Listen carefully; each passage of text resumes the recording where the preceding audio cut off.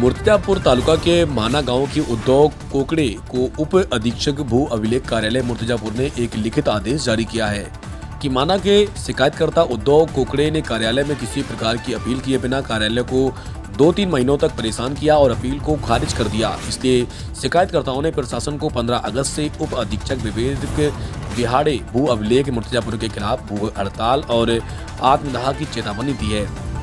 देखिए संवाददाता धनराज सबकाल की रिपोर्ट। मी भूमी अभिलेख कार्यालय अकोला येथे अपील दाखल केलं होतं।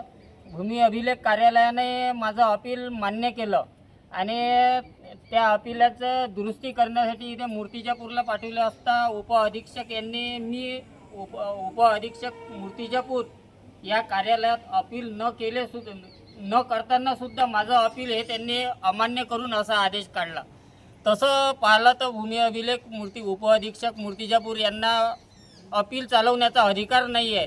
त्यांनी माझे न केलेले अपील अमान्य केले कसे, त्यांच्यावर दंडात्मक आणि शिस्तभंगाची कारवाई व्हावी आणि जे भूमी अभिलेख अकोला अधीक्षक यांनी जे अपील मान्य करून यांना दुरुस्ती करण्याचे आदेश दिले होते ते आदेश यांनी पैसे खाऊन त्यांनी उलटे आदेश केले।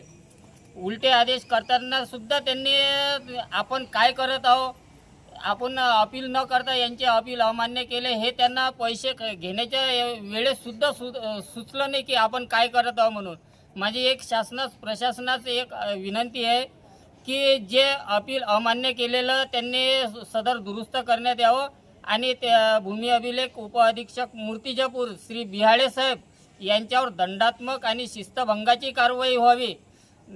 जर कारवाई झाली नाही तर मी 15 ऑगस्टपासून आमरण उपोषणास बसेल।